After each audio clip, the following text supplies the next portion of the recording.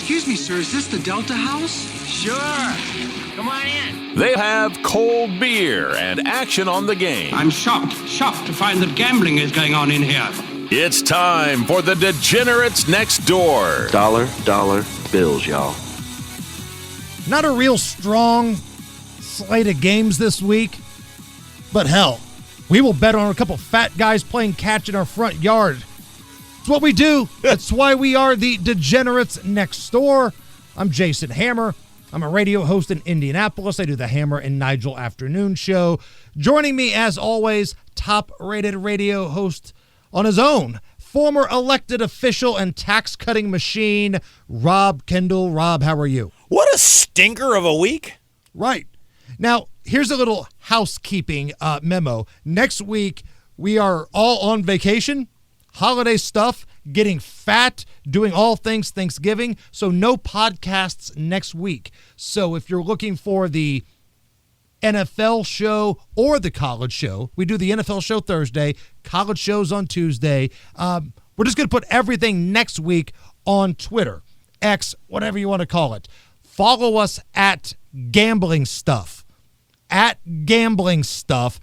that is the Degenerates Next Door Twitter. We'll have free plays for you from our professionals, from us, the Thanksgiving games. We're going to have something for you, but we're going to be not doing the podcast next week as we will each be out of town. Now, that being said, you're right, Rob. This is kind of an ass week of games.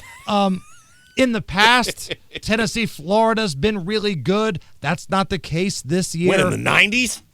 I mean, recently, it's not been bad. You had the Dobbs, Tennessee team, some decent Florida squads, and it's a good rivalry. So I'll pick that game a little bit later on, but it's certainly not the signature game on the slate.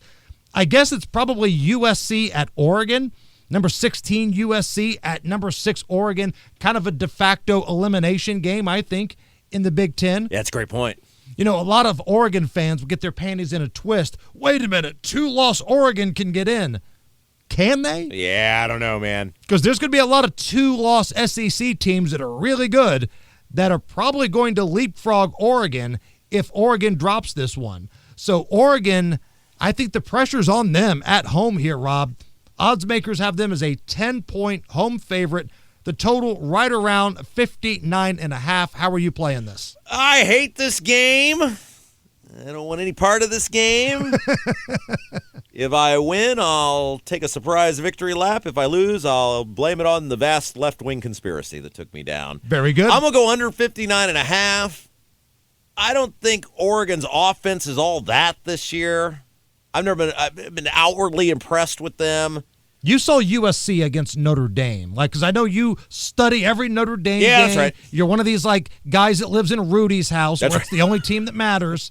What was your takeaway from USC? Because if I remember right, they had Notre Dame down in the third quarter. Yeah, well, look, here's the thing. Notre Dame's defense is not great this year. It's so funny. I watched the college selection show, and they're like, we think Notre Dame's defense is pretty good. What the hell team are you watching? But they felt like they were okay. Notre Dame ended up winning that game by double digits. I'm going under 59.5 just because I think the secondary of Oregon is pretty decent. They mostly held IU in check in the game. IU obviously ends up winning that game. 10 is a lot of points, but then I just remember what's the coach's name for USC? Lincoln Riley. When he kept getting mentioned at the State of the Union a couple years ago. Yes, from Joe Biden. Yes, when he meant to say Lakin Riley, he kept saying Lincoln Riley. And he was trending because the president was a buffoon. Yeah. I'm not impressed with him. I think he's all hat, no cattle. So that being said, I look forward to a 42-41 finish. I'll go under 59.5 points. So I'm with you on the Lincoln Riley thing, right? Lincoln Riley going on the road has not been impressive. USC failing to cover in 7 of the last 8 road games against conference opponents. That includes Purdue. They had a roadie at Purdue. Now, that game was a little wacky because it was pouring down rain. There was a long 3-hour lightning and storm delay. But USC failed to cover on the road at Purdue. And Purdue, ass. Just awful. So I know it's weird circumstances, but also look at the way they've closed things out on the road. not good against Notre Dame, right? Just completely crapping the bed in the fourth quarter. And as we said earlier, Oregon, they need the style points here because if they drop another one along the way, they're in danger of being bumped out of this thing. So if Dan Lanning can put up a 40-burger on USC, he's going to do it. So give me Oregon -10. I like the Ducks at home. It's prime time. It's national television right. And if given the opportunity, Oregon will run up the score, and that will look good to a national audience that is voting for this team to get into the college football playoff here. Style points matter. Lanning, I think, needs a blowout win here. I like him over Lincoln Riley. And give me Oregon. I'll lay the 10. And go back to the president, though. Like, Laken Riley was this young lady who lost her life in a brutal murder. You can't get that wrong if you're Joe Biden. Repeatedly. Like, just up there yelling at hecklers at the State of the Union. Say her name. Lincoln Riley. No, the young lady's name was Laken Riley, you buffoon. And not that there's anything funny about this, but you think about Lincoln Riley is probably sitting on a beach somewhere eating Cheetos with his swimsuit on, and he checks his phone. Oh, I'm trending. Oh, I made it to the State of the Union. Oh. They must be talking about USC football. No, they're not. All right, so Rob is on the under. Give me the Ducks covering the 10. Are you picking another Notre Dame game this week? I let Casey do it. I was so bad last week. I'm tapping out. I was so bad. Casey is your radio partner. That's right. And she spent years living in South Bend. She had season tickets to Notre Dame. We had a good little thing going there for a few shows where she was picking the Notre Dame. So I said, we need a sweep this week. I need a sweep to get back into things. I had the lead all year. I'm like the 69 Cubs. I had the lead on the show all year in college football. Now I'm collapsing. The black cat has just ran across Ron Santo. Caught and dropped by Young. Okay, so Notre Dame is at home against Syracuse. Syracuse Stinksville. They were good early when they had their quarterback. Yeah. But he got injured, I think, in like week 3 or 4, and they have not been the same. I only calculated 2 wins all year. The over was 50.5. Casey said she thinks they'll win it by more than 35.5. So we'll go Notre Dame laying 35.5, and that way when I lose, I can blame someone else. 35.5, big number. That's a big number. Big number, That's Rob. many. That's many. It's not many. You guys are in trouble out there.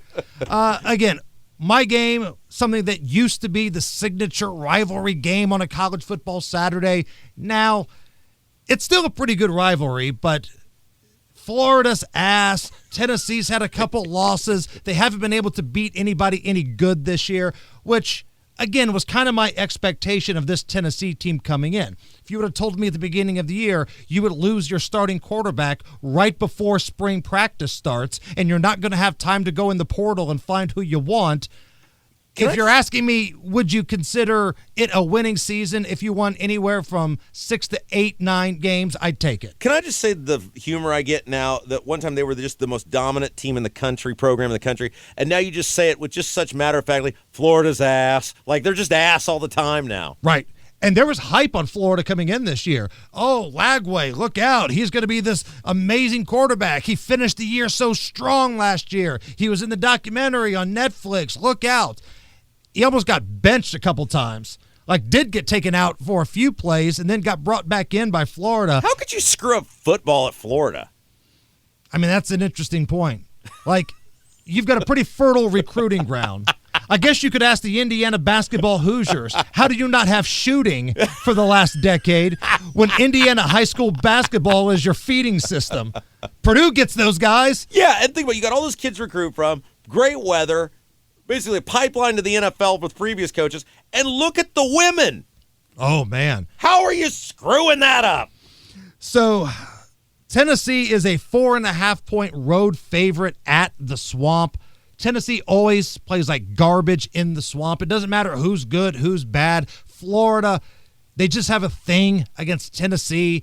This is a primetime game on Saturday. They flexed it to the evening, so I know Florida's not playing for anything, but a night game in the Swamp where it's still a lot of bad blood. Like, this isn't the signature rivalry for either team here, But these teams don't like each other. Fans fight, players fight. I've been to a couple of these games before. They're chanting F you in the stands to the other one. This total is too high, though. Like, I know everybody's going to say, Tennessee's offense, look how good they are. They're not putting up over 40 in the swamp at night on a pretty good Florida defense. Florida's defense isn't why they're trash. It's their offense. So factor in a pretty good Florida defense, a Tennessee offense that's pretty good against lesser opponents. We'll see here. I just think that number's too high. Under 57 is the play here. This feels like a 30-24 type of game. Tennessee's been a turnover machine in the red zone in some of their last few games against SEC teams. That total's too high. Under 57 is where I'm going, Tennessee and Florida. All right, take a little break here. We'll check in with our professional handicappers, Kenny Britt of KB Sports, David Stephanoff of Follow It Never Fade. These guys do it for a living. We'll find out what they think about our big game of the week, which is USC at Oregon, and then we'll let them pick any other game they want for free. That's right. We are going to strong-arm these dudes because that's how we do things here on the Degenerates Next Door. Back on the Degenerates Next Door, I'm Jason Hammer, Rob Kendall right across from me. Let's bring on one of our professional handicappers, one of the best in the biz, a man that does this for a living, Kenny Britt of KB Sports. And Kenny, it's my understanding you've been winning so much, you're coughing up money. That's what's happening right now, right? Like I can literally hear you coughing up money. It's just all the money's just getting in the way. It's just falling out of the sky right now. No, we've had a good run in football the last few weeks. This is my favorite time of the year, all the college football chaos. Excuse me. We got really the next 2 weeks are a lot of games that are de facto playoff games. Our game of this week is that. And it's just a great time of the year. I can't wait to see how it all turns out here in 2 weeks. Now, serious question. Somebody might be listening right now and wondering, are you going to die during this conversation? Because you sound pretty rough there, KB. Are you going to die during this conversation? I'm going to pull through. I'm going to make it through, but I'm going to be a little more short-winded than typical. You're not tapping on your helmet like a Anthony Richardson to come out of the lineup, are you? Oh, that's funny. That's really funny. All right. Well, I'll tell you what. I'll make it brief for you here. The game of the week, number 16, USC at number 6, Oregon. Oregon, 10-point home favorite. Total right around 59.5, 60 in other places. Yeah, this is another what I would call de facto playoff game. USC still got a little bit of hope left. I think if Oregon loses either this week or next week, I don't think they get in. I think a 2-loss SEC team would get in over Oregon. I don't know your thoughts on that, but I know the SEC schedule is just so much better. So I've watched USC a lot this year. They had Notre Dame down at Notre Dame late in the third quarter in pretty sloppy conditions. Jason, I'm going to ride USC and the points and take USC plus 10. I really that line opened at 7. It's gone all the way up to 10. It seems kind of odd to me. But yeah, I'm going to take USC plus 10 in this game. Okay, so I said earlier I'm on the Ducks just for the mere fact that I think Dan Lannon has to run up the score. And you kind of alluded to that earlier. Oregon, the body of work really isn't there. Mainly because the Big Ten's been down a little bit this year, outside of a couple of teams. Like that win at Penn State doesn't look as good as it did earlier in the year here. So I think if Oregon gets the chance, Lannon's going to run up that score because he knows this is on national television too. Yeah, and that's the reason I was on Oregon last week on this show and on a Friday night, and they won. And I did want to point out real quick, we're talking about the biggest game of the week in the Big Ten is Oregon and USC. Isn't that's just messed up? I'm old school, and we're talking about Big Ten, Oregon and USC. That's nuts, man. Yeah, there's no Penn State. There's no Wisconsin. That ain't happening this week at all. All right, no. I'll let you pick any other game on the board here, KB. What you got? All right, I'm SMU and Louisville. SMU still has an outside chance to make the ACC conference championship game and make the tournament, the playoffs. I checked this morning, they're only like plus 300, so there's a legitimate chance for SMU to get into playoffs. both quarterbacks can air it out. Miller Moss for Louisville, Kevin Jennings for SMU. The total, Jason, is only 52.5. I love the over in that game. Don't really need to elaborate anymore. Like I said, I can barely talk right now, but I love that game to go over 52.5, SMU and Louisville. All right, so Kenny Britt of KB Sports, he's on USC plus 10 and SMU Louisville over 52.5. Where can somebody go to become a VIP client of yours, assuming you don't die in the next 5 minutes? Oh man, well, how women say that, especially our wives say when men are sick, they're big pussies. Well, I'm being one right now, but no, I don't. Yeah, I don't feel too hot. But I'm on Facebook, KB Sports. I'm having a really good run in football right now and NBA. Do every sport except for hockey, including horse racing. Do free plays, gift giveaways, all that stuff's on my Facebook page, KB Sports. And let's have a big weekend. I know we have a show on Thursday, but if you just listen to the college show, we're off next week. So everybody have a great, safe, and happy Thanksgiving. And we'll be back that following week. We'll be back Thursday and then that following week. But everybody be safe and have a great holiday. All right, Kenny, go chug some NyQuil and don't go dying on us, and we'll talk to you Thursday. All right, Jason. Thank you, buddy.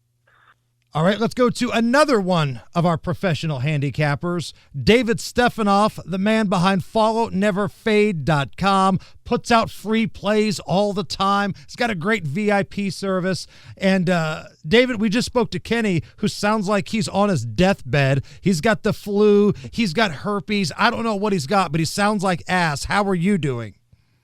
He's got her. Oh man, I'm doing a little better than having herpes. I just hope that's still not. If he's just now catching herpes, man, there's something wrong with Kenny. But anyways, all best wishes to Kenny. Hope he gets well.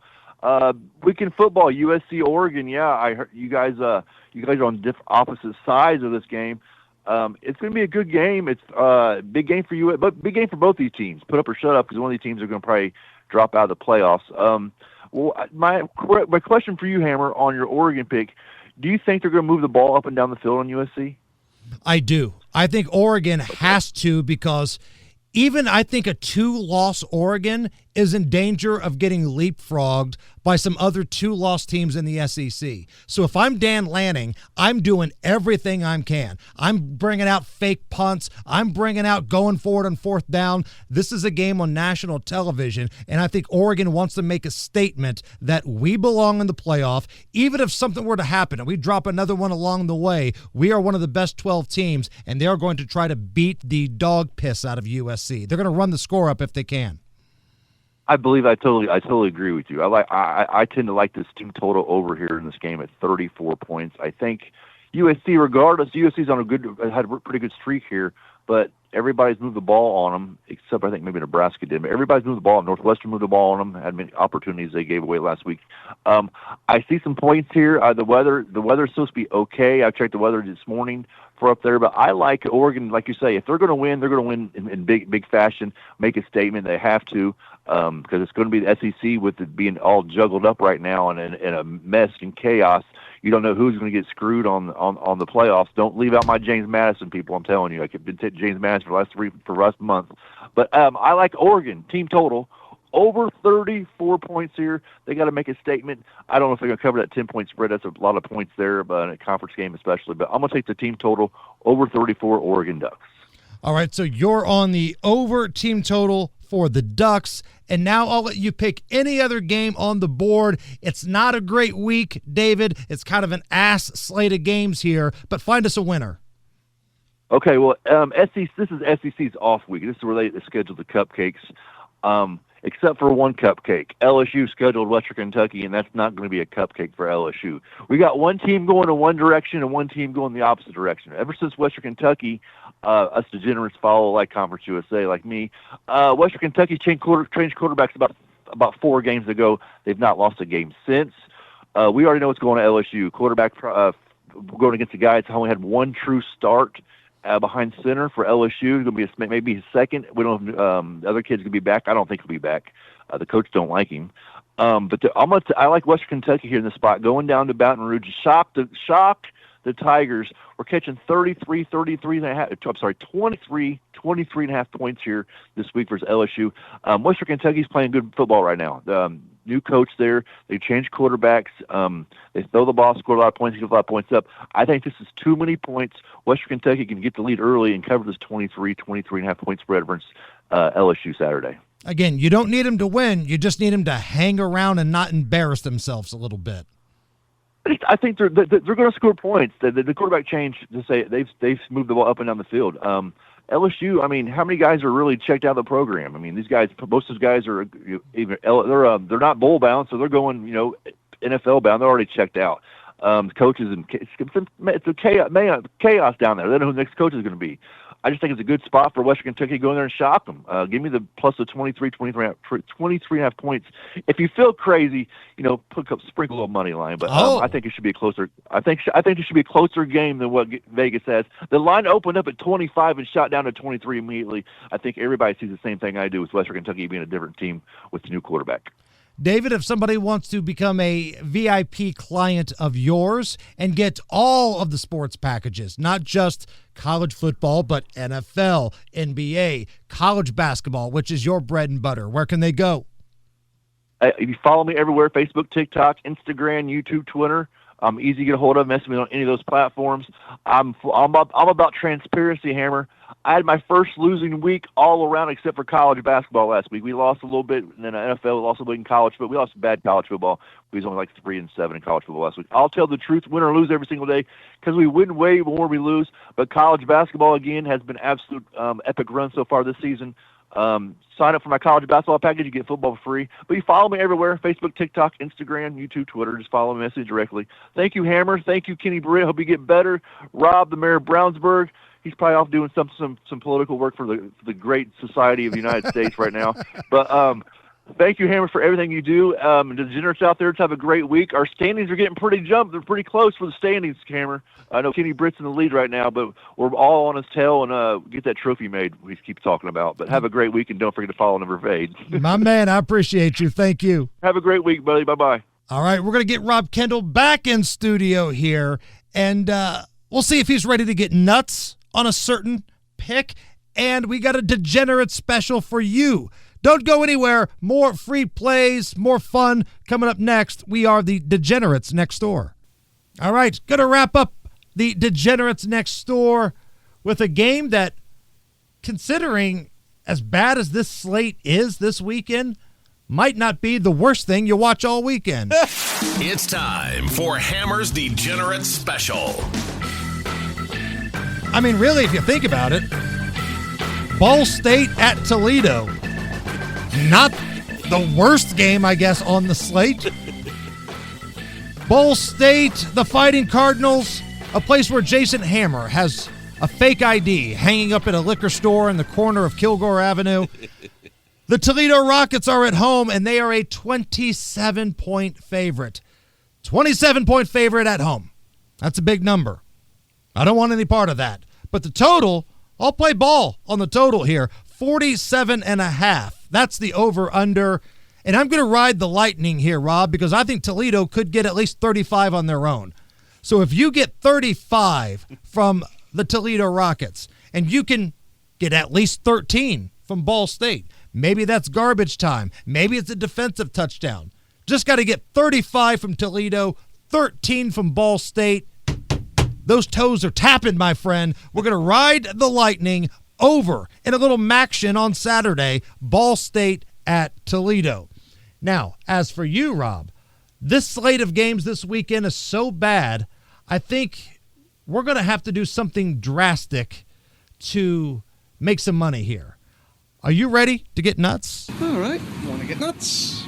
Come on. Let's get nuts!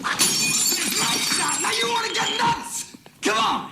Let's get nuts. It's a stinker of a weekend in college football, so how are we going to make some money? Yeah, I didn't want to subject our audience to any more college football. It's just too bad, so I'm going to golf. All right, let's go. Let's go. And there's kind of nuts, and then there's really nuts, and we're going to get really nuts this week.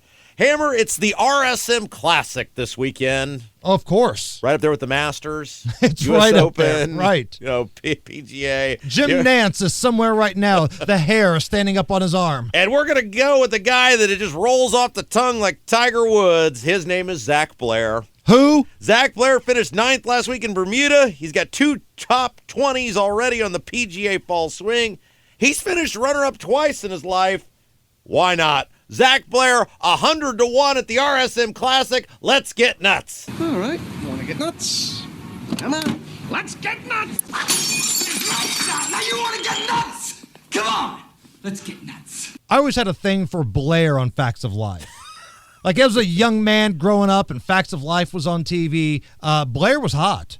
And she later went on to become a contestant on Survivor on one of those seasons. You want to know a fun fact, Rob Kendall, fun fact? Yes. When I was in high school, I was the you know what DECA is? It's the marketing competition that high school kids have. It's a big statewide thing. Okay. In high school, I was the state runner-up DECA champion. I got to go to Salt Lake City, Utah for the national championships. My category, apparel and accessories. Rob Kendall, the worst-dressed man alive, state runner-up, apparel and accessories. You know who I lost to? Who? Blair Kendall. No way. Same last name. How about that? Wow, no relation, and you brought it full circle with a Blair. That's right. We can't do any better than that. That's Rob Kendall. I'm Jason Hammer for Kenny Britt of KB Sports and David Stephanoff of Fallen Never Fade. If Kenny Britt's alive, he'll join us Thursday for the NFL show. Until then, good luck, everybody, and may the odds be ever in your favor.